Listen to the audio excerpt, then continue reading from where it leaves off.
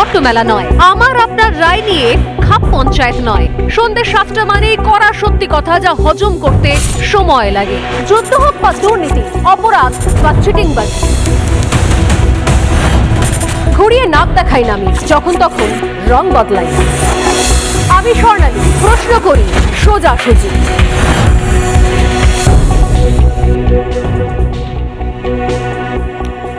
এখতিয়ার একটা ভারী সুন্দর শব্দ। এখতিয়ার মানে নিজের অধিকার, সীমা বুঝে নেওয়া। মাঝে মাঝে রাগের মাথায় অনেকেই রকে বসা লোকজন বলে যে এই লিমিট ক্রস করবি না, কিন্তু এই লিমিট ক্রস করে যাওয়াটা হচ্ছে আসলে নিজের এখতিয়ার বহির্ভূত কথা বলে ফেলা বা কাজ করে ফেলা। খুব অদ্ভুত লাগে শুনতে যখন এই এখতিয়ার মনে করে দেওয়ার চেষ্টা করেন রাজ্যের কোনো মন্ত্রী। কাকে? এমন একজন বাবা মাকে যারা সারা জীবন রক্ত জল করা পরিশ্রম, অর্থ, স্বাদ সবকিছুর বিনিময় তাদের একমাত্র সন্তান, কন্যা সন্তানকে লেখাপড়া শিখিয়ে ডাক্তার বানিয়েছিলেন। কোন বাবা মা? যে বাবা মার একমাত্র সন্তান অত্যন্ত মেধাবী, নিজের ক্ষমতায় নিজের মেধার জোরে সরকারি হাসপাতালে পড়াশোনা করে ডাক্তার হয়ে আরো উচ্চতর পড়াশোনা করতে গিয়ে ডিউটিরত অবস্থায় মাঝরাতে কোনো এক অজ্ঞাত কারণ বলছি কারণ কারণটা আজ পর্যন্ত কেউ জেনে উঠতে পারেনি, কোনো এক অজ্ঞাত কারণে তাকে মধ্যরাতে ঘুমন্ত অবস্থা, তার উপরে নারকীয় অত্যাচার করে, পৈশাচিক অত্যাচার করে, ধর্ষণ করে তাকে খুন করে দেওয়া হয়। সেই বাবা মা, যে বাবা মা তার মেয়ের দেহটা দেখতে পর্যন্ত অনেক ঘন্টা অপেক্ষায় বসেছিলেন বাইরে, কারণ এই সরকার সেই নিয়ম রাখেনি, বোধহয় এখতিয়ার ছিল না সেই বাবা মায়ের নিজের মেয়ের মুখটা দেখার ঘটনা ঘটার পর। বোধহয় সেই বাবা মার এখতিয়ার ছিল না জানার যে তার মেয়েকে আসলে খুন করে দেওয়া হয়েছে। বারবার তাদেরকে ফোন করে বলা হয়েছিল আপনারা তাড়াতাড়ি চলে আসুন, মেয়ে একটু অসুস্থ হয়েছে বা মেয়ে নাকি আত্মহত্যার চেষ্টা করেছে, এই ধরনের কথা যাদের শুনতে হয়েছে। সেই বাবা মা কখন কি বলবেন, কখন কোথায় যাবেন, কতটুকু বলবেন, কতটুকু বলবেন না, সে সমস্ত কিছু ঠিক করে দিচ্ছেন কে? এ রাজ্যের এক মন্ত্রী। মেয়র ফিরহাদ হাকিম সম্প্রতি তিনি অভয়ের বাবা মার এখতিয়ার সম্পর্কে মন্তব্য করে বসলেন। মেয়েকে সরকারি হাসপাতালের চিকিৎসক করেছিলেন, সেই হাসপাতালে ধর্ষণ, খুন, তারপর তার দায় এড়াতে পারেন কি রাজ্যের স্বাস্থ্যমন্ত্রী? কেন তিনি পদত্যাগ করবেন না, এই প্রশ্নটা তুলে ফেলেছিলেন অভয়ের পরিবার। বোঝো ঠেলা। এই প্রশ্ন নিয়ে লাস্ট 3 মাস 4 মাস ধরে গোটা রাজ্য তোলপাড় হয়ে গেল। দাবি এক, দফা এক, মুখ্যমন্ত্রী পদত্যাগ, বড় বড় স্লোগানে বাচ্চা বাচ্চা ছেলে মেয়ের মুখস্থ হয়ে গেল এই স্লোগান। রাত দখল, দিন দখল, ভোর দখল, দুপুর দখল সব হয়ে গেল। আর অভয়ের বাবা মা বলে ফেলেছেন যে এর দায় কি স্বাস্থ্যমন্ত্রী অস্বীকার করতে পারেন, কেন তিনি পদত্যাগ করবেন এইটা বলে ফেলেছিলেন অভয়ের মা বাবা। তাতে নাকি বেদম চোটে লাল এ রাজ্যের মন্ত্রী, শহরের মেয়র ফিরহাদ হাকিম, এবং তিনি তাতেই বলেছেন যে নাকি এখতিয়ার ক্রস করে গেছেন, এখতিয়ার ভুলে গেছেন নাকি অভয়ের বাবার মা। অভয়ের পরিবারকে এখতিয়ারের পাঠ দিতে আসরে নামলেন রাজ্যের পুরমন্ত্রী। কি পাঠ দিলেন, অভয়ের পরিবার কি বললেন আজকে সেটা শোনাবো। তারপরে এখতিয়ার শব্দ নিয়ে অনেকগুলো প্রশ্ন করার আছে। আমার মাফ করে দেবেন, সোজাসুজি প্রশ্নগুলো করব, কারণ ঘুরিয়ে পেঁচিয়ে ডস করে এদিক ওদিক করে প্রশ্ন করাটা মানায় না এই সময় দাঁড়িয়ে, যে সময় সত্যি সত্যি আমাদের কোথাও বুঝে নেওয়ার দরকার যে আমাদের এখতিয়ার কতখানি, সাধারণ মানুষের এখতিয়ার কতখানি, পশ্চিমবঙ্গের মানুষের এখতিয়ার কতখানি, ভারতবাসী হিসেবে এখতিয়ার কতখানি, বুঝে নেওয়ার সময় এসেছে কোথাও। এখতিয়ার নিয়ে প্রশ্ন করতে গেলে এখতিয়ার নিয়ে প্রশ্নের উত্তরটাও শুনতে হবে রাজ্যের শাসক দলের রথী মহারথীদের। কিছু করার নেই, কারণ বিষয়টা এখতিয়ারের, বিষয়টা আমাদের দেশের, আমাদের সংস্কৃতির, আমাদের অধিকারের। তবে এই দেশ, সংস্কৃতি, অধিকার কেন এতগুলো কথা বলছি সেটা জানার আগে একবার দেখিয়ে নি ঝট করে পুরমন্ত্রী ফিরহাদ হাকিম এখতিয়ার নিয়ে কি পাঠ পড়ালেন, তার উত্তরে পাল্টা অভয়ের বাবা কি জানালেন। দেখে নিয়ে শুরু করছি আজকের এখতিয়ারের সোজাসুজি সফর। পুত্রীর শোকে এমন কিছু বলা উচিত না যেটা ওনার এখতিয়ারের মধ্যে পড়ে না। উনি এখন হয়ে গেছেন যাদের পাল্লায় পড়েছেন এবার ওনারা পলিটিক্স করছেন তাকে নিয়ে। এবং আমি আবার ওনাকে বলবো যে আপনি আপনার এখতিয়ারের মধ্যে থাকুন, নিশ্চিতভাবে ন্যায় চাইেন, এবং আমিও অত্যন্ত দুঃখিত সিবিআই যেভাবে করেছে, কিন্তু তার মানে এই নয় যে আপনাকে দিয়ে যা বলাবে আপনি তাই বলবেন। এটাতে আপনার নিজের যে মানুষের যে সহানুভূতি আপনার উপরে, সেটা নষ্ট হয়ে যাবে। বলছি নির্মল ঘোষ, সঞ্জীব মুখার্জি, সোমনাথ দে, এদের নাম করে বলছে এরা সবাই তথ্য প্রমাণের লোপাটে যুক্ত। শাস্তি পাগলে কিনা বলে, ছাগলে কিনা খায়। ওরা কি ওইখানে স্পটে ছিল? আর আপনি যে মানে আপনারা যেভাবে বলবেন বা প্রেস যেভাবে মিডিয়া ট্রায়াল করবে, তাতে তো হয় না। তার চার্জশিটে সেটা থাকতে হবে। আর বলবো, ওনাকে বারবার বলেছি কালকে থেকে, আর উনি শিয়ালদা কোর্টের রায়ের কপিটা ভালো করে পড়ে আমার বিরুদ্ধে যা বলার বলবেন। এখতিয়ারের মধ্যে আছি না, এখতিয়ারের মধ্যে নেই। এবং এটাও বলবো, ওনার যদি কোনো সুবিবেচনা থাকে আমাকে দেওয়ার প্রয়োজন পড়ে, উনি আসুন, আমাকে সুবিবেচনা দিন আমার মেয়ের বিচার পাওয়ার জন্যে। উনি আমার মেয়ের মৃত্যুর জন্য খুবই দুঃখিত, সেজন্য আমি ওনার কাছে কৃতজ্ঞ। এবং উনি যদি কোনো আমার মেয়ের বিচার পাওয়ার জন্য কোনো যদি পরামর্শ দেন, অবশ্যই আমি সেটা গ্রহণ করব। এখতিয়ার নিয়ে প্রশ্ন আর তার উত্তর অভয়ের বাবার, কিন্তু মুশকিল হচ্ছে কি জানেন, এবার এখতিয়ারের পাঠ একটু পড়ানো দরকার আমাদের সাধারণ মানুষের, যারা এখতিয়ার নিয়ে দু নৌকায় পা দিয়ে চলেন বা এখতিয়ার নিয়ে নিজেদের এখতিয়ার ভুলে অন্যকে এখতিয়ারের পাঠ দেন, তাদেরকে বোধহয় তাদের এখতিয়ারের পাঠগুলো একবার পড়িয়ে দেওয়া দরকার, এখতিয়ারের সংজ্ঞাটাকে বুঝিয়ে দেওয়া দরকার। সময় বোধহয় এসে গেছে। অভয়ের বাবা মাকে এখতিয়ার বোঝাচ্ছেন ফিরহাদ হাকিম। ফিরহাদ হাকিম এখতিয়ারের পরামর্শ দিচ্ছেন, এখতিয়ার বুঝিয়ে দিচ্ছেন কোনটা এখতিয়ার বহির্ভূত। পাল্টা প্রশ্ন করলে অভিযোগ নিয়ে বলছেন পাগলে কিনা বলে, ছাগলে কিনা খায়।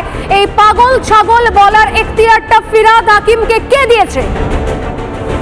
মন্ত্রী ফিরহাদ হাকিম কোন কোন এখতিয়ারে থেকে কি কি কথা বলেছেন, তার দায় তিনি নিয়েছেন কখনো? কোন এখতিয়ারে মন্ত্রী ফিরহাদ হাকিম একটা ধর্মনিরপেক্ষ রাষ্ট্রে দাঁড়িয়ে তিনি দিনের পর দিন নির্লজ্জ তোষণ করে গেছেন? বিভিন্ন বক্তব্যে তার তোষণ ধরা পড়েছে। কোন এখতিয়ারে, ঠিক কোন বিচার ব্যবস্থা চান তিনি? কোন এখতিয়ারে তিনি বিচার ব্যবস্থা নিয়ে প্রশ্ন করে গেছেন? তিনি বিচার ব্যবস্থা নিয়ে তার স্বপ্ন জাহির করেছেন একজন মন্ত্রী হিসেবে একটা ধর্মনিরপেক্ষ দেশে দাঁড়িয়ে। কোন এখতিয়ারে তিনি ধর্মনিরপেক্ষ দেশে দাঁড়িয়ে একের পর এক মন্তব্য করে গেছেন, যা আজ পর্যন্ত সত্যি সত্যি আইনের আওতায় আসা উচিত ছিল, অনেক আগে আনা হয়নি। একটা একটা করে যদি বলি মনে পড়ে যাবে হয়তো।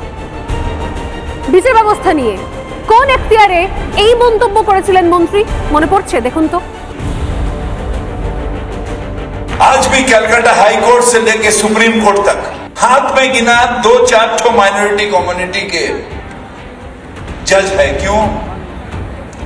क्योंकि हमें उस काबिल बनाया नहीं गया इतना दिन तक जहां पर हम जस्टिस दे सके। और इसे कोई सी लिए नहीं, एक अल्लाह ताला उनके रहमत और आप सबके मेहनत ये पूरा कर सकता है, जहां पर हम जस्टिस देने के लायक बने। और इंशाअल्लाह ताला वो दिन बहुत दूर नहीं है जहां पर हमारे कौम जस्टिस देगा, जस्टिस मांगेगा नहीं। বলতে পারেন কোন এখতিয়ারে ফিরহাদ হাকিম হিন্দিতে ভাষণ দেওয়ার সময় এই কথা বলতে পারেন যে উস দিন हमारे कौम জাস্টিস মাঙ্গেগা नहीं জাস্টিস দেগা? কোন এখতিয়ারে একটা ধর্মনিরপেক্ষ দেশে দাঁড়িয়ে একজন নির্বাচিত জনপ্রতিনিধি এখতিয়ার নিয়ে এই ধরনের ভাষণ দিতে পারেন প্রকাশ্যে, যে ভাষণ শুনছে গোটা দেশ? কোন এখতিয়ারে? শুধু বিচার ব্যবস্থাই নয়, সার্বিকভাবে সংখ্যালঘু মুসলিমরা একদিন সংখ্যাগুরুর থেকেও সংখ্যাগুরু হয়ে যাবে। সংখ্যাগুরু से भी ऊपर সংখ্যাগুরু हो जाएगा, मेजॉरिटी से भी ऊपर मेजॉरिटी हो जाएगा। এই স্বপ্ন দেখেন কোন এখতিয়ারে মমতা বন্দ্যোপাধ্যায়ের মন্ত্রিসভার এই মন্ত্রী?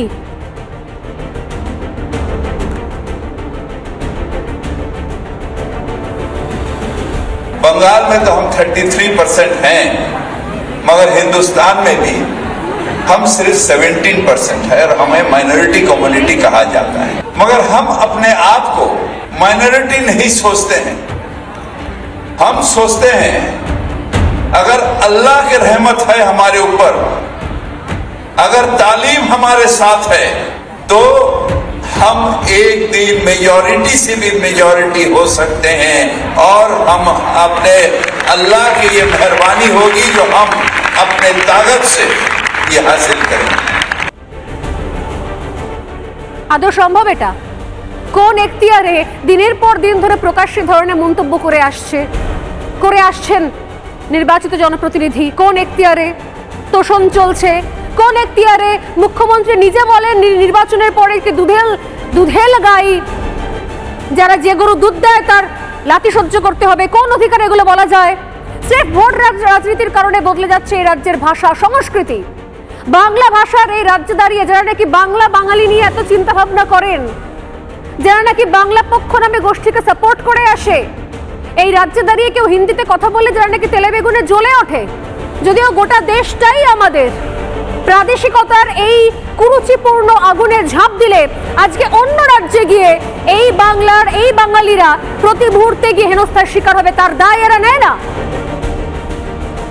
অথচ বাংলা ভাষার এই রাজ্যে দাঁড়িয়ে বিভিন্ন নিজের মন্তব্যে সাফাই দিতে গিয়ে মন্ত্রী ফিরহাদ হাকিম উর্দু শেখার পাঠ দেন। তিনি বলেন যে 50% লোক নাকি একদিন উর্দুতে কথা বলবে। কোন এখতিয়ারে? নিজেদের এখতিয়ার সম্পর্কে কখনো প্রশ্ন করা হয়েছে? কখনো উত্তর দিয়েছে নিজেদের এখতিয়ার কি? তারা এখতিয়ারের পাঠ দিচ্ছেন অভয়ের বাবা মাকে। উর্দু শেখার পাঠ দেন মন্ত্রী ফিরহাদ হাকিম। কোন এখতিয়ারে? প্রশ্ন রইল। इंशाअल्लाह ताला एक दिन ऐसे होगा जब बंगाल के आधे पॉपुलेशन वो भी उर्दू बोलेंगे और उर्दू शेर शायरी सुनेंगे। इंशाअल्लाह ताला एक दिन ऐसे होगा जब बंगाल के आधे पॉपुलेशन वो भी उर्दू बोलेंगे और उर्दू शेर शायरी सुनेंगे। সংখ্যা গুরু করতে নয়, শিক্ষা শিক্ষা শিক্ষায় যারা পিছিয়ে আছে তাদের শিক্ষায় অগ্রগতির কথা বলেছি। আপনি উর্দুটা আগে শিখুন। আপনি আসুন, এক্ষুনি আমি আপনাকে একটা উর্দু ক্লাসে ভর্তি করছি। রামকৃষ্ণ মিশনে উর্দু পড়ায় গোলপার্কে, সেখানে গিয়ে উর্দু শিখুন। শিক্ষায় অগ্রগতি বলার অধিকার আমার আছে।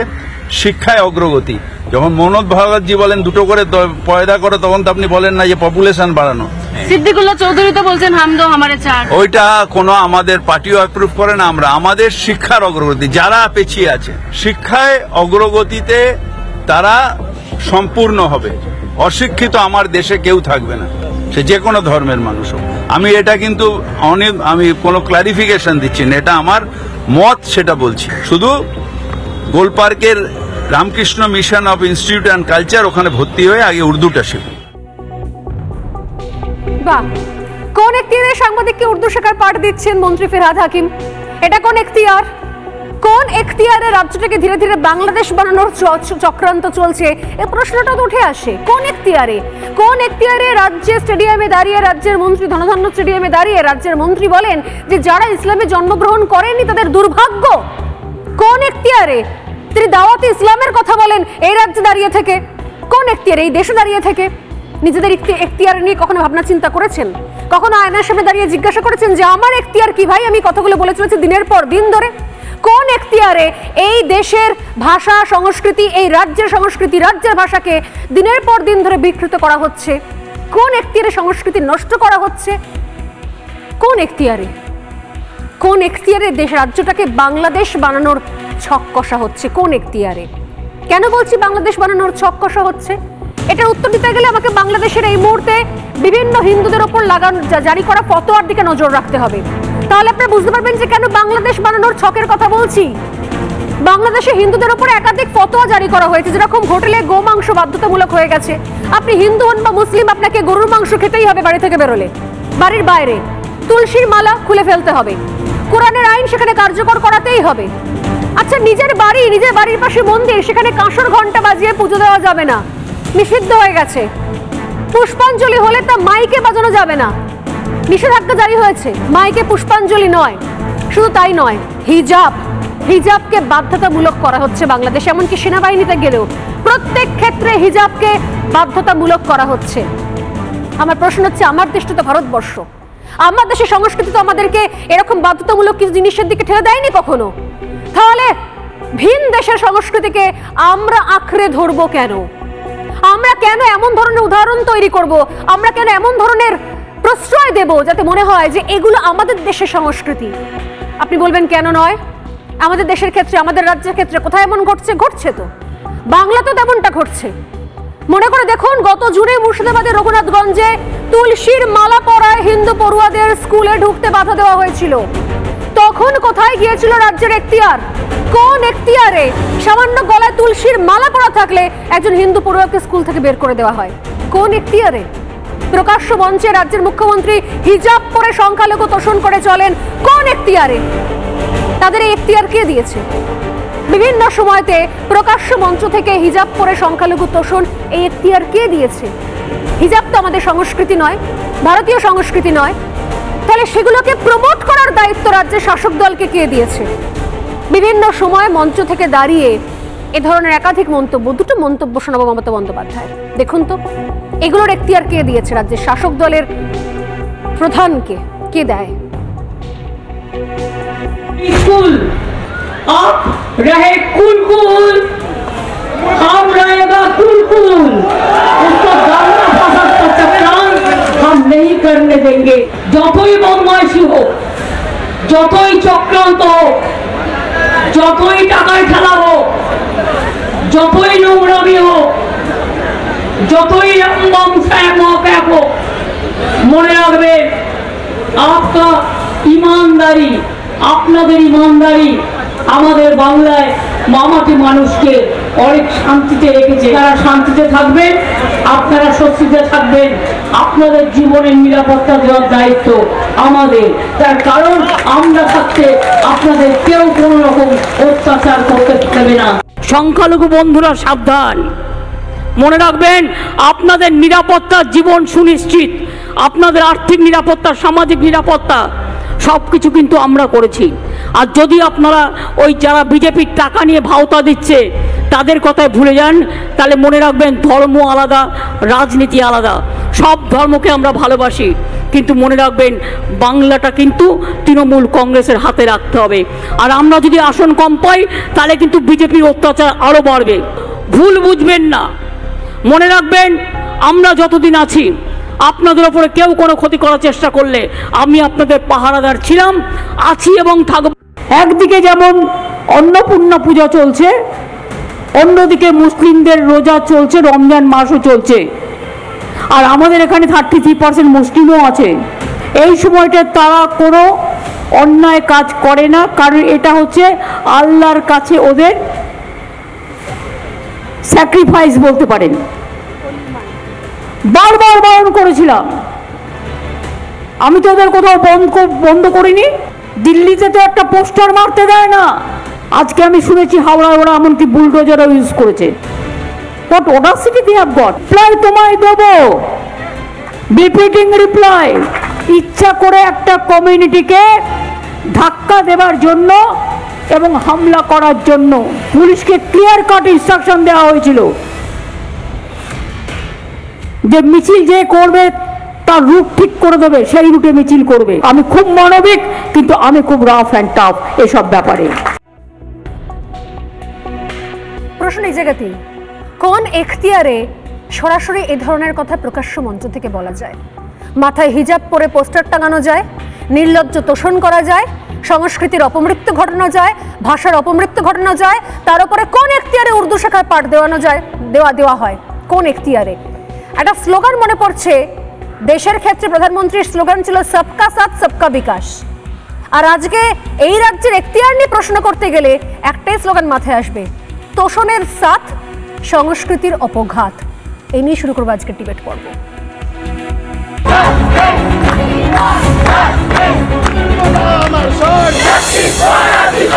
পুত্রীর শোকে এমন কিছু বলা উচিত না যেটা ওনার এখতিয়ারের মধ্যে পড়ে না।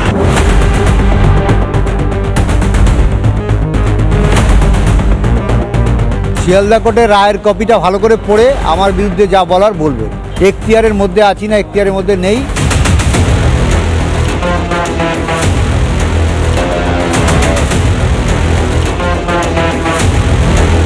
अगर अल्लाह की रहमत है हमारे ऊपर तो हम एक दिन मेजॉरिटी से भी मेजॉरिटी हो सकते हैं।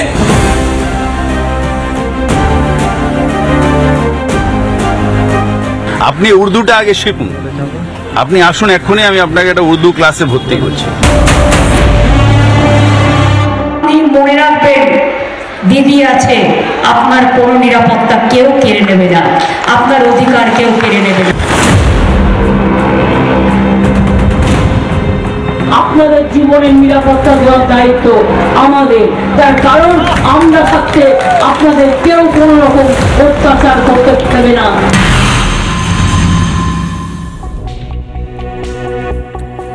প্রশ্ন অনেক, উত্তরগুলো স্পষ্টভাবে জানানো যাক, বোঝা যাক। এই মুহূর্তে আমার সঙ্গে যারা রয়েছেন বিজেপি মুখপাত্র এবং অধ্যাপক বিমল শঙ্কর নন্দ আমার সঙ্গে রয়েছেন সনাতনী প্রতিবাদী বলরাম বসু, রয়েছেন বিশিষ্ট শিক্ষাবিদ পদ্মশ্রীপ্রাপ্ত কাজী মাসুম আক্তার এবং রয়েছেন আইনজীবী এবং শাসকপন্থী রাধামোহন রায়। প্রত্যেককে স্বাগত রিপাবলিক বাংলায় সোজাসুজি স্বর্ণালীতে। প্রত্যেককে সঙ্গে নিয়ে সবকা সাথের মতো এই বিষয় নিয়ে আলোচনা করা যাক যে তোষণের সাথ কি করে দেওয়া হচ্ছে আর সংস্কৃতিটা কিভাবে প্রত্যেক দিন অপঘাতে মৃত্যু হচ্ছে আমাদের ভারতীয় সংস্কৃতির, বাংলা ভাষার, পশ্চিমবঙ্গের আসল যে সংস্কৃতি সবকিছু একটা অন্য ন্যারেটিভ তৈরি করা হচ্ছে, অন্য ছবি তৈরি করা হচ্ছে। এর দায় কি রাজ্যের শাসক দল অস্বীকার করতে পারে? যদি দায় নিতে হয় তাহলে আমার প্রশ্ন, অভয়ের বাবা মাকে আজকে এখতিয়ারের পাঠ দেওয়া হচ্ছে, তাহলে কোন এখতিয়ার দিনের পর দিন ধরে আমাদের ভারতীয় সংস্কৃতি, আমাদের আবেগ, আমাদের ভাষা নিয়ে ছেলে খেলা করার অধিকার দিয়েছে রাজ্যের শাসক দলের এই সমস্ত নেতা মন্ত্রীদের? কারা, কোন এখতিয়ারে? বিমলদাকে দিয়ে শুরু করো। বিমলদা, তোমাদের শিরোনামটা ছিল রাজ্যের সংস্কৃতি বদলাতে চাই টিএমসি। আসলে এটা করতে গেলে প্রথম যেটা করতে হবে সেটা হচ্ছে রাজ্যের সংস্কৃতিটাকে ধ্বংস করতে হবে। এই পশ্চিমবাংলার যে সংস্কৃতি হাজার কমিউনাল রায়টও ধ্বংস হয়নি, সেটাকে প্রথম ধ্বংস সাধনে কাজ শুরু করেছিল সিপিএম, এবং সিপিএম এর সংস্কৃতির মধ্যে হিংসা ঢুকিয়েছিল। আমি একটা বই নিয়ে কাজ করছি, বাম আমলে এ রাজ্যে কি ভয়াবহ হিংসা হয়েছিল। আপাতত 67 থেকে 77 কাজ আমরা করেছি। আমরা বিভিন্ন খবর কাগজের কাটিং তুলে দেখিয়ে দেবো যে কি ভয়াবহ হিংসার সংস্কৃতি সিপিএম আমদানি করেছে। বইটা পাবলিশ হলে আমি সবাইকে সেটা বলে দেবো। সিপিএম এই রাজ্যের সংস্কৃতিতে হিংস্রতা আমদানি করেছে, আর তৃণমূল সেই ছেঁড়া জুতোয় পা গলিয়ে প্রথম যেটা করছে সেটা হচ্ছে ওই হিংস্রতাটাকে চতুর্গুণ বাড়িয়েছে। তার সঙ্গে যেটা করছে সেটা হচ্ছে একদিকে লুম্পেন সংস্কৃতি, অন্যদিকে অ্যাবসলিউটলি কমিউনাল সংস্কৃতি। অর্থাৎ বিশেষ বিশেষ ধর্মকে তোল্লাই দাও, তাদের বলো যে তোমাকে আইন ফাইন মানতে হবে না, আমি তোমাদের প্রোটেকশন দেবো, আমি তোমাদের মেসিয়া, এইরকম একটা নিজের ইমেজ তৈরি করে। আমি জানি না তাতে সেই ধর্মের কতটুকু লাভ হয়, বরং ক্ষতিটা অনেক বেশি হয়। আমি অন্যান্য ধর্মের মানুষদের বলবো যে আপনার ছেলেমেয়েরা যদি আইন না মানে, এই সরকার চিরদিন থাকবেন, আগামী দিনে যারা আসবে তারা তো আইন মানতে বাধ্য করবে। উত্তরপ্রদেশের দিকে তাকান, এই রকম যদি সংস্কৃতি কেউ তৈরি করে যে আইন মানবো না, ভাঙচুর করব, যা খুশি করব, পরে যারা আইন মানাতে চাইবে তখন কিন্তু অসুবিধায় পড়বে। তাই এই ধরনের পাল্লায় আপনারা কেউ পড়বেন না। আপনারা আপনাদের ছেলেমেয়েদের বলুন যে আইন মানো, সবার সঙ্গে সমানভাবে থাকতে শেখো। আরেকটা কথা বলি, এরা এই ধরনের কমিউনাল সংস্কৃতিকে এখানে প্রমোট করতে চায়, যার জন্যেই ফিরহাদ হাকিম যখন বলেন যে যারা ইসলামে জন্ম নেয়নি তারা দুর্ভাগা, তাদের বিরুদ্ধে কোনো ব্যবস্থা হয় না। তার বিরুদ্ধে বলা হয় দাওয়াত দিচ্ছে ইসলামে, এটা আমাদের মানে বিরাট একটা কর্তব্য, তার বিরুদ্ধে কোনো ব্যবস্থা নেওয়া হয় না। দাওয়াত ইসলাম, গাজওয়াতুল হিন্দ নিয়ে আমরা অনেক প্রশ্ন করেছি, সাম্প্রতিক সময় বারবার করে চলে এসেছে, এবং সেখানে বলা হচ্ছে বিভিন্ন কিছু মৌলবাদী উগ্রপন্থী সংগঠন তারা দেশের বাইরে থেকে বিভিন্ন সময় বলছে। আমার বক্তব্য, তৃণমূল কংগ্রেসের কিছু কিছু নথিবরতিকে এটার দায়িত্ব নিয়ে নিয়েছে, আরো আছে গাজওয়াতুল হিন্দ এখানে প্রয়োগ করা, এখান থেকে শুরু করা, আরো আছে, সেটা হচ্ছে এগুলো তাদের এখতিয়ার। সোনালী আরো উদাহরণ একটা দুটো দিই, সেটা হচ্ছে সিমির প্রতিষ্ঠাতা একজনকে রাজ্যসভায় মেম্বার করে দেওয়া হয়েছিল, এটা তো তৃণমূল করেছে। আচ্ছা, দেগঙ্গায় ভয়াবহ দাঙ্গা হয়েছিল, সেই দাঙ্গায় যে ইনভলভ তাকে এমএলএ এবং এমপি কোন দল বানিয়েছিল? দলটার নাম তৃণমূল কংগ্রেস। অর্থাৎ এরা বার্তা দিতে চাই যে হ্যাঁ, তোমাদের এই রাফ অ্যান্ড টাফ লোকগুলোকে দেখো, আমরা কিরকম অনেক কিছু করে দিলাম, এমএলএ করলাম, এমপি করলাম, এই পদপোস্টে বসালাম, তোমরা যা খুশি তাই করতে পারো। বার্তাটা পরিষ্কার। এই পাল্টা বার্তাটা যদি হিন্দুরা অনুভব করতে না পারে যে পশ্চিম বাংলায় দেওয়ালে পিঠ ঠেকতে ঠেকতে আজকে বাংলাদেশকে দেখেও যদি শিক্ষা না হয়, ফলে যা হবার তাই হচ্ছে। তুলসীর মালা দিয়ে কেউ যদি স্কুলে যায়, আটকানোর কোনো অধিকার রয়েছে? কোনো আটকানোর অধিকার রয়েছে তার, সে অন্য কিছু করেনি, তুলসিল মারা পড়ে গিয়েছিল, তার বৈষ্ণব ধর্মের প্রতি তার যে কি বলবো আকুতি সেটাকে কেড়ে নিতে হবে। তৃণমূল কংগ্রেসকে আমরা, ওরা বলে যে বিজেপি কি খাবে কি পড়বে না কি নিয়ন্ত্রণ করে, কিচ্ছু করে না, বিজেপি সবাইকে ওপেন করে দেয়। কোথাও ছোটখাটো ভুল ত্রুটি হলো ওই 1 লাখ আহমেদের কথা এরা সবাই বলে বেড়ায়। আর একটা ঘটনা ঘটেছে, 1 লাখের মতো কোনো ঘটনা ঘটেছে আর উত্তরপ্রদেশে আটকে দিয়েছে যোগী আদিত্যনাথ। এরা কিন্তু সেই 1 লাখের উদাহরণ দেয়, 1 লাখ আর 2 লাখ হলো না, এখানে 3 লাখ 4 লাখ 5 লাখ ঘটেই চলেছে। এখানে বলা হয় যে কাটুয়ার উদাহরণ দেওয়া হয়, হাতরাসের উদাহরণ দেওয়া হয়। আমি অনেক সময় তর্ক করতে গিয়ে অন্য রাজ্যের, যে রাজ্যে হাতরাস হয়েছে, যে রাজ্যে কাটুয়া হয়েছে, তাদের সাংবাদিকদের সঙ্গে কথা বলতে গিয়ে, তর্ক করতে গিয়ে এই প্রশ্নের সম্মুখীন হয়েছি, আরে ভাই আমাদের রাজ্যতে তো হাতরাস হয়েছে, हो गया, और 3-4 नाम बताइए ना, आपके राज्य में क्या हुआ, 4, 5, 7, 8, 9, 10 बताएंगे क्या? উত্তর ছিল না আমার কাছে। আমরা কারণ হাতরাসে আটকে গেছি, আমরা 1 লাখে আটকে গেছি, তারপর আরো কত কত কি হয়ে গেছে আমাদের রাজ্যে, সেই হিসেব আমরা গুনতিতে রাখিনি। আজকে আমরা অন্য বিদেশ থেকে আমরা সংস্কৃতিকে প্রমোট করছি সব জায়গায়। সোনালী ভাষা চেঞ্জ হয়ে গেছে, রামধনু আর বলে না, স্কুলে রংধনু হয়ে গেছে। রামধনু বললে আপত্তি ছিল, এটা কোন দেশের সরকার? এটা বাংলাদেশ থেকে নিয়ে এসেছেন এই সরকারকে। আমি মানুষকে বলবো চিনুন, এদের ভোট দেবেন না যদি বাঁচতে চান। আমি বলরাম মৌসুর কাছে আসছি, বাবুর কাছে আসছি, তবে তার আগে আমি দেখাবো যে নতুন করে যে টেক্সট বুক তৈরি হয়েছে, সেখানে আমি একটা কবিতা বনভোজন, একটা ছোট্ট পাতা প্রিন্ট আউট নিয়ে রয়েছি আমি, বইটা আমার কাছে নেই। এই বনভোজনের প্রথম লাইনটা দেখুন, এটা বনভোজন বাচ্চারা পড়ছে গ্রামে গ্রামে, প্রাথমিকে এই বনভোজন কবিতাটা মাস্ট, সিলেবাসের মধ্যে রয়েছে বনভোজন। প্রথম লাইনে রয়েছে, নুরু, পুষি, আয়েশা, শফি সবাই এসেছে, আম বাগিচার তলায় যেন তারা হেসেছে। মানে প্রত্যেকটা গল্প, কবিতা, পদ্য, তার মধ্যে মধ্যে আব্বা, আম্মা, ফুপা, খালা, আপা থেকে শুরু করে যে নামগুলো, সাইমার কাছে যদি 3টে পেন্সিল থাকে, যদি রহিমের কাছে 3টে পেন্সিল থাকে, তাহলে তোমার কাছে কটা পেন্সিল যোগ শেখানো হচ্ছে। বলরাম বাবু, এটা কি আমাদের সংস্কৃতির অবক্ষয় নয়? আজকে হিজাব তো আমাদের সংস্কৃতি নয়, ছিল না কখনো, কিন্তু সেটাকে আমরা দেখছি প্রমোট করা হচ্ছে। অথচ এই যে রামনবমী পালন করার সময় প্রশ্নটা রাম বহিরাগত, আমার প্রশ্ন, রাম যদি বহিরাগত হয় তাহলে হিজাব কি করে আমাদের ভারতীয় হয়ে গেল? বিষয়টা হচ্ছে যে দিদি আর তোষামত করতে করতে এমন একটা জিনিস করতে চাইছেন, মানে তোষামতের তো একটা লিমিট আছে। অক্টোবর 2022 কর্ণাটক হাইকোর্টের একটা অর্ডার বেরোলো, যেখানে বলা হলো স্কুল কলেজে হিজাব পরা যাবে না। সবাই মেনে নেওয়া উচিত। সেটাকে সুপ্রিম কোর্টে চ্যালেঞ্জ করেছে, যতক্ষণ না সুপ্রিম কোর্ট সেটার ওপর স্টে দেয়নি, বলা হচ্ছে হবে, সেটা চলবে। তো এখানকার স্কুল কলেজগুলোতে বাধ্য করা হচ্ছে হিজাব পরে যাওয়ার জন্য। কোথায়? এখানে তো সেটা বারণ করা হচ্ছে না, যে হিজাব তো বারণ করা আছে কর্ণাটক হাইকোর্টে। এখানে আর মমতা ব্যানার্জি রামলালার নাম নিলে গালি বলে তেড়ে আসেন। এখানে ওই রামনবমীর মিছিল হলে সেটা হচ্ছে দাঙ্গার মিছিল। না, তুমি তো বলেই দিলেন কিছুক্ষণ আগে যে আপনাদের মধ্যে আপনাদের ইমানের জন্য আমাদের রাজ্যে শান্তি বজায় আছে, আর রমজান মাসে আপনারা ফলমূল খান, কোনো অশান্তি করেন না। হিন্দু মানেই হচ্ছে সাম্প্রদায়িক, হিন্দু মানেই হচ্ছে দাঙ্গাকারী, হিন্দু মানেই হচ্ছে ভারত বিরোধী, বাংলা বিরোধী। আমরা কথা বললেই আপনারা বাংলা বিরোধী, আপনারা সংস্কৃতি মানেন না। আর ওই যে বিভিন্ন জায়গায় মঞ্চ করে ক্লাবের যে নৃত্যগুলো চলে, সেগুলো কোন সংস্কৃতির মধ্যে?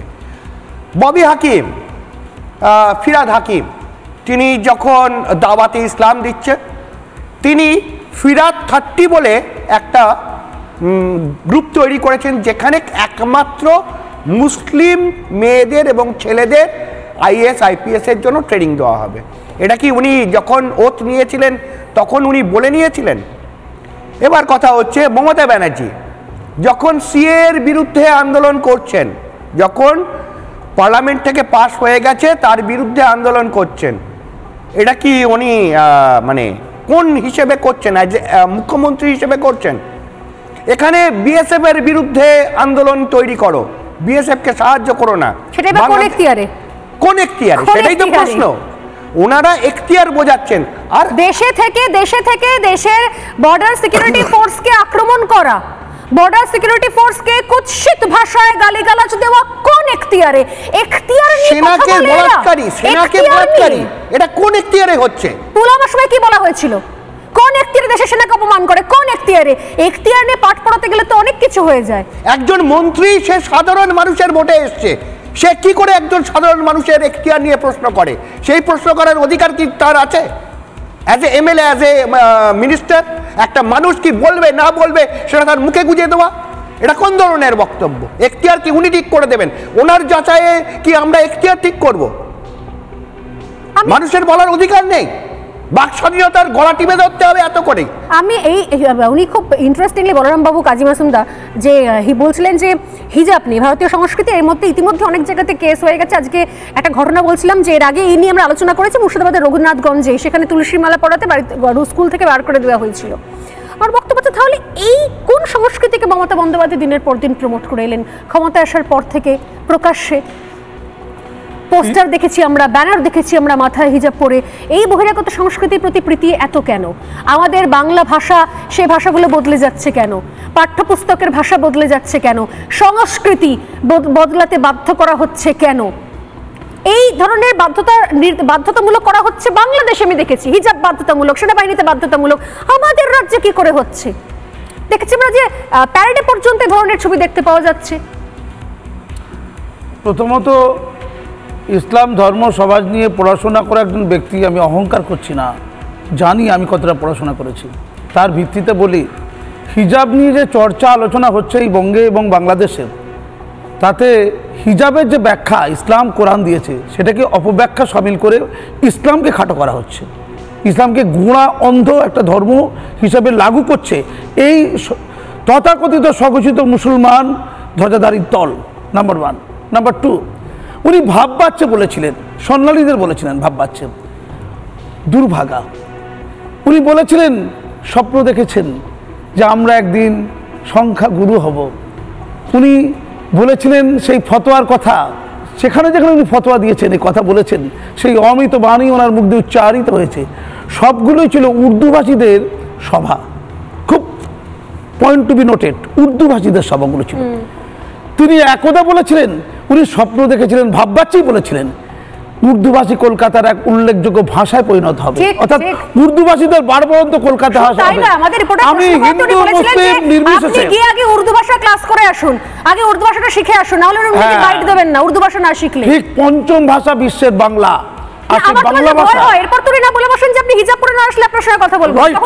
আমি পরিষ্কার বলছি, উর্দুভাষীদের লালন পালন করার গুরুদায়িত্ব মাননীয়া কি আপনাকে দিয়েছে? পশ্চিমবঙ্গ তথা কলকাতাতে উর্দুভাষীদের দাপট স্থাপন করা কি আপনার মেয়র হিসেবে, মন্ত্রী হিসেবে দায়? বাংলাভাষীদের কাছে আমার প্রশ্ন, তারা কোথায় থাকবেন? তারা আওয়াজ করছেন কি? আমি কিছু এখতিয়ারের কথা বলি, একটু কাইন্ডলি শুনুন পরপর। প্রথম এখতিয়ার হচ্ছে কলকাতা হেলে যাওয়া বিল্ডিংগুলো কার এখতিয়ার? একটু ফিরাজ সাহেব বলবেন। শিক্ষা প্রতিষ্ঠানগুলো মুমূর্ষ হয়ে ছাত্রশূন্য হয়ে যাচ্ছে, কার এখতিয়ার? মুসলিমরাজ, দুধেল গাই, তাদের সম্মান ফিরিয়ে দেওয়া কার এখতিয়ার? ধর্মীয় কুসংস্কার অন্ধত্বকে প্রমোট করে অসচেতনদের ভোট লুট করা পরম্পরা কার এখতিয়ার? মরে মুসলমান গোটা রাজ্য জুড়ে কার এখতিয়ার? যত দুর্বৃত্তায়ন, বিশৃঙ্খলা,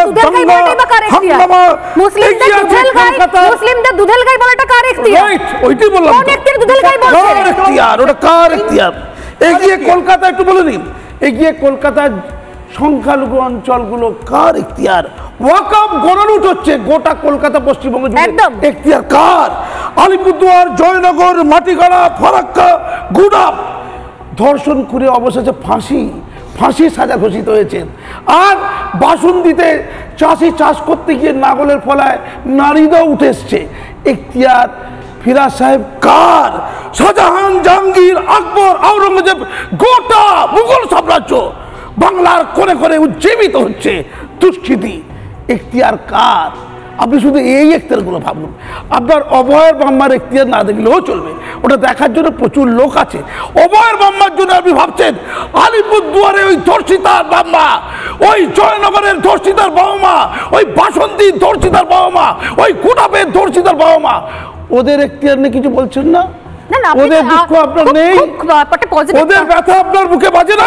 পয়েন্ট তুললেন কাজী একজন সংখ্যালঘু সম্প্রদায়ের তরফ থেকে এসে একজন শিক্ষাবিদ হিসেবে বললেন যে বিভিন্ন জিনিস যা রয়েছে আইন তাকে বিকৃত করা হচ্ছে, আরো বেশি করে একটা ভুল সংস্কৃতিকে আমাদের ঘাড়ে চাপিয়ে দেওয়ার চেষ্টা করা হচ্ছে। এই প্রসঙ্গে বলে আমি দেখছিলাম যে হিজাব আইন কোন দেশে কিরকম, এবং সেগুলো অনেক ক্ষেত্রেই সংখ্যালঘু তাদের মধ্যে দেশ রয়েছে সেখানে, যেরকম তুরস্কে হিজাব নিষিদ্ধ হয়ে গেছে। কাতার কোন দেশ, কারা চালায়? হিন্দুরা।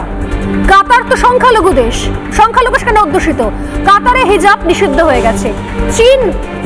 চীন ধর্মনিরপেক্ষ এবং সেক্ষেত্রে হিজাব পড়তে বললে, যদি হিজাব কাউকে পড়তে বলা হয় তার জন্য সাজার নিদান রয়েছে। ইন্দোনেশিয়া, গতকাল ইন্দোনেশিয়ার প্রেসিডেন্ট এসে বলেছেন যে তার ডিএনএতে ভারতীয় ডিএনএ রয়েছে, তার ডিএনএ ভারতের। সেই ইন্দোনেশিয়াতে হিজাব নিষিদ্ধ হয়ে গেছে, কিন্তু ইরানে বাধ্যতামূলক রয়েছে হিজাব। ইরানে হিজাব না পড়লে অত্যাচারের ঘটনাও অনেক ঘটেছে। আর কিরগিজস্তানে সেখানেও হিজাব নিষিদ্ধ রয়েছে। এরপরের নামটা বাংলাদেশ আসে। এতদিন পর্যন্ত সেখানে এরকম কোনো নিষেধাজ্ঞা ছিল না, বাধ্যতামূলক তো ছিলই না, কিন্তু এখন বাংলাদেশের ক্ষেত্রে হিজাব বাধ্যতামূলক করা হচ্ছে। আমরা কোন সংস্কৃতিকে নিচ্ছি, আমরা কোনটাকে ফলো করছি, একটা লাইন বলবো, সেটা আমাদের এই মুহূর্তে প্রশ্ন করার এখতিয়ার রয়েছে। এই এখতিয়ার আমাদের রয়েছে। একটা লাইন বলবো, আমি ফিরাজ সাহেবকে বা তার মতের অনুগামীদের বলি, বলুন ইসলাম কোনটা বলেছে, কোরআন কোনটা বলেছে? ইরানের মতো গায়ের জোরে মোস্তারি করে হিজাব পড়াতে বাধ্য করা, না ইন্দোনেশিয়ার মতো তোমার ধর্ম, তোমার সংস্কৃতি, তোমার ইচ্ছা, তোমার রুচি তোমার কাছে, এটা বলা কোন অধিকার ইসলাম? না ইন্দোনেশিয়ার কথা বলেছে এখনো সবচেয়ে জনপ্রিয় ইসলাম বিরোধী, ইন্দোনেশিয়া কি ইসলাম বিরোধী আর ইরান কি ইসলাম সম্মত?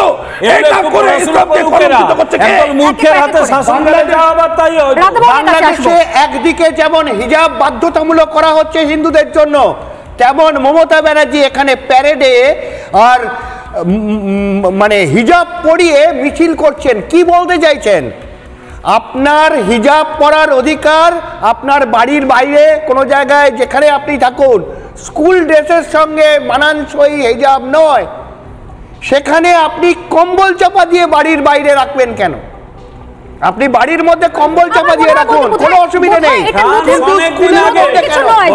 যে উদাহরণ তৈরি করার চেষ্টা করা হচ্ছে, কোন রকম রিলিজিয়াস সাইন হিজাবটা সব বন্ধ করে দিয়েছে। ফ্রান্স অনেক দিন আগে, আরো আছে Netherlands, Denmark, Austria, Bulgaria, Italy, ওরা পাবলিকলি রাখার অধিকার কে দিয়েছে আপনাকে? বোরখাও নিষিদ্ধ করে দিয়েছে ফ্রান্স। আমি আসবো রাধামনের কাছে, তবে রাধামনের কাছে আসার আগে অবশ্যই শোনাতে হবে, যখন এখতিয়ার নিয়ে আজকে আমরা ডিসকাশন করছি রাধামন বাবু, আমি জানি নিশ্চয়ই আপনার কাছে শাসক পক্ষের কিছু যুক্তি রয়েছে, আমরা শুনবো সবাই ধৈর্য সহকারে। তার আগে বলুন তো, এই যে মন্তব্য শোনাবো এবার, সব মন্তব্যকে ছাপিয়ে যাবে, সবকিছুকে ছাপিয়ে যাবে। মন্ত্রী ফিরহাদ হাকিম আজকে এখতিয়ার নিয়ে প্রশ্ন করছেন, উনি এই মন্তব্যটা করেছিলেন কোন এখতিয়ারে? ভারতের মতো ধর্মনিরপেক্ষ দেশে থেকে এই মন্তব্যটা করেছিলেন কোন এখতিয়ারে? যাদের সেই আল্লাহ সেই রহমত যাদের দেননি, তারা যদি তেলাওয়াত এবং কোরআন শরীফের মানে যদি বুঝতে পারেন, এবং একজনকেও যদি আমরা ঈমান দিতে পারি, তাহলে আমাদের জান্নাতের পথ একেবারে সুরক্ষিত হয়ে যাবে। আমরা নিজেরা মুসলিম ঘরে জন্মেছি, মুসলমান ঘরে বড় হয়েছি, আমাদের নামাজ, আদব কায়দা সব আমাদের বেশিরভাগই মানুষের জানা। যারা দুর্ভাগ্য নিয়ে জন্মেছে, যারা ইসলাম নিয়ে জন্মায়নি, তাদের দাওয়াতে ইসলাম অর্থাৎ ইসলামের দাওয়াত দিয়ে তাদের মধ্যে নিয়ত নিয়ে ঈমান নিয়ে আসলে এটা আল্লাহ তাআলাকে খুশি করা হবে। বলুন রাধামোহন বাবু, আর কোনো প্রশ্ন নেই, আপনি বলুন এখতিয়ার নিয়ে। একটু আমাকে আনইন্টারাপ্টেড বলতে দেবেন, গলাটা একটু ধরা রয়েছে। হ্যাঁ, এই যে মানে আপনি যে ভিডিওটা দেখালেন, কাজীবাবু একটা জিনিস বললেন যে দুধের গায়ে আমাদের মুখ্যমন্ত্রী যেটা বলেছিলেন, এটা তো 14 মে 2024 আমাদের মোদি সাহেবেরও মনে পড়লো যে মোদি সাহেব 2024 14 মে 2024 এটা মনে পড়লো যে মোদি সাহেব 2014-তে হিন্দু করে উনি পাওয়ারে এলেন, সেন্ট্রাল গভর্নমেন্টে পাওয়ারে, আর হঠাৎ করে 14 মে 2024 ওনার মনে পড়ে গেল যে ঈদে ওনার কাছে কিন্তু মুসলিম কমিউনিটি খাওয়া পাঠাতেন। ঈদে কিন্তু ননভেজ খাওয়া হয়, ভেজ হয় না। আর আমি যতদূর জানি মোদি সাহেব কিন্তু ভেজ খান। যাই হোক, আর একটা জিনিস হচ্ছে যে আমরা সবাই জানি নুপুর শর্মা আর নবীন জিন্দাল এরা কিন্তু বিজেপির লোক ছিল। এদেরকে কিন্তু মানে এরা মানে নিজের মালিককে খুশি করার জন্য এমন ডেরোগেটরি রিমার্কস বলেছিল যে তারপরে আমাকে বলে নিতে দিন, আমাকে বলে নিতে দিন, টেলিভিশনে আমরা এখন দেখাতে পারবো না, আমাকে বলে নিতে দিন, আমাকে বলে নিতে দিন। এই যে দুধের গায়েটা আমি কাটছি, দুধের গায়ে কিন্তু সবাই ভাবে মানে আমাদের মোদি সাহেব অত মানে বিজেপি অতটা কনফিউজ। আমি মোদি সাহেবকে বলবো না, he is a very forward leader, আমি ওনার কথা বলবো কিন্তু বিজেপিকে বলছি অত কনফিউজ যে ইনি হিন্দু বলতে মুসলিমে চলে গেলেন আর হিন্দুকে জিরো করে দিলেন। আর আমি তো এই যে কৃষির কথা উঠেছিল, জয় জওয়ান জয় কিষান, আর এই সেই কিষানকে রাস্তায় ফেলে মারা হয়েছিল, টেররিস্ট বলা হয়েছিল। মানে কৃষি নিজের মানে রাইটের জন্য মাটিতে ফেলে মার খেয়েছে, আর লাস্টে রিপেয়ার করতে হয়েছিল লটাকে। হয় না, হিজাবের কথা চলে আসে। আমাদের মন্ত্রী প্রকাশ্যে বলছেন যে যারা ইসলামে জন্মায় তাদের দুর্ভাগ্য, তারপর আমরা এগুলো নিয়ে শুধুমাত্র প্রশ্ন করি। বিমলদা কেন করছেন না হিজাবে? এটা তো সেন্ট্রাল গভর্নমেন্টের প্রশ্ন করি আমরা। রাজ্য স্কুলে কি হবে? রাজ্য ঠিক হবে। কর্ণাটকা যে অর্ডারটা ছিল, কর্ণাটকা বন্ধ করা হয়েছিল, অর্ডার ছিল, কর্ণাটকা অর্ডারটা কি ছিল? কর্ণাটকা হাইকোর্টে আপনি বলুন, আপনি জানেন না তাহলে বলতে দিন আমাকে। কর্ণাটকা হাইকোর্টে যেটা অর্ডার ছিল ওটা একটা স্টেট অর্ডার ছিল না, হিজাব ইজ নট এসেনশিয়াল পার্ট। আমি নিজেও বলছি, কথাটা শোনার শক্তি রাখুন, ভুলভাল না বকে শুধু শুনুন না, না হলে আপনি বলুন কর্ণাটকা হাইকোর্টে অর্ডার। হ্যাঁ বলুন, কর্ণাটকা হাইকোর্টে অর্ডার পুরো বলতে হবে, বলুন আপনি। যখন জানেন না তখন বলেন কেন? শুধু গলা চিৎকার করলে হয়? এটা বলতে দিন তাহলে আমাকে। কর্ণাটকা হাইকোর্টের অর্ডার যেটা হয়েছিল হিজাব নিয়ে, যে একটা স্প্লিট অর্ডার হয়েছিল, হিজাব ওখানে বলা হয়েছিল হিজাবে ফান্ডামেন্টাল রাইট ভায়োলেট করে না, সেটা আমিও মানছি। কিন্তু article 25 of constitution of India till article 28 freedom of religion, এইটা কিন্তু ফ্রিডম অফ রিলিজিয়ন সবারই আছে, আমারও যেমনি আছে অ্যাজ এ হিন্দু, মুসলিমদেরও আছে, খ্রিস্টানদেরও আছে। এবার আমি বলি না, একটু বলে নিতে দিন, একটু বলে নিতে দিন। আপনি যদি আমাকে না বলতে দেখুন, আমাদের কনস্টিটিউশনের ইন্টিগ্রাল পার্ট হচ্ছে প্রিএম্বল। প্রিএম্বলে সেকুলারিজম মেনশন আছে, বিজেপি সেকুলারিজমকে সরিয়ে দিয়ে রিপেয়ার করে দিন, যেমনি নতুন ল এনেছে যেমনি রিপেয়ার করে দিন। সেন্ট্রাল গভর্নমেন্ট হিজাবকে ব্যান করে দিক, কেন করছে না? আমি আপনাদের কথা বলছি, কেন সেন্ট্রাল গভর্নমেন্ট হিজাব ব্যান করছে না? আপনি যেগুলো দেশ দেখালেন সেগুলো কিন্তু দেশ অর্ডার দিয়েছে, এটা কিন্তু স্টেট করছে। আপনাদের হিজাবকে নিয়েই বললেন হিজাবটা ব্যান করুন, তাহলে আপনারা দোগলানিতে বলবেন না, দোগলানিতে করছে, দোগলানিতে করছে ব্যবস্থা আছে দাদা, দোগলানিতে করে লাভ নেই। আপনি আগে বলুন, আপনারা কি হিজাব বন্ধ করতে পারবেন? ওনাদের বোঝার দায় নেই, ওনাদের শুধুমাত্র অন্যের এখতিয়ার মনে করানো আছে। Thank you so much. সময় একদম শেষ, আমি সঠিক উত্তর পেলাম না। একদম একদম শুধু হিন্দু সংস্কৃতি নয়, ভারতীয় সংস্কৃতি। Thank you so much. সময় শেষ, সময় শেষ, সময় শেষ। আমি এখান থেকে শেষ করছি debate. Thank you so much. এই প্রশ্নই রাখলাম কি যারা এক সেকেন্ড, সময় শেষ। আমার প্রশ্ন এটাই শেষ করছি, যারা অন্যের এখতিয়ার নিয়ে এত মাথা ব্যথা রাখেন, যে বাবা মার মেয়েকে ধর্ষণ করে খুন করা হলো কর্মরত অবস্থায় হাসপাতালের মধ্যে, তার এখতিয়ার নিয়ে যাদের এত মাথা ব্যথা, তাদের নিজেদের এখতিয়ার সম্পর্কে প্রশ্নের উত্তর তাদের কাছে আছে কি, আছে না নেই? এই নিয়ে প্রশ্ন আজকে শো শেষ করলাম। একটা ছোট্ট বিরতি নিয়ে ফিরে আসছি, সঙ্গে থাকুন।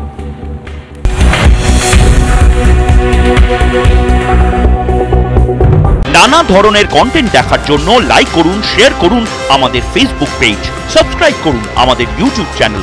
পাশাপাশি অন্যান্য ব্রেকিং নিউজের জন্য অবশ্যই চোখ রাখুন রিপাবলিক বাংলায়।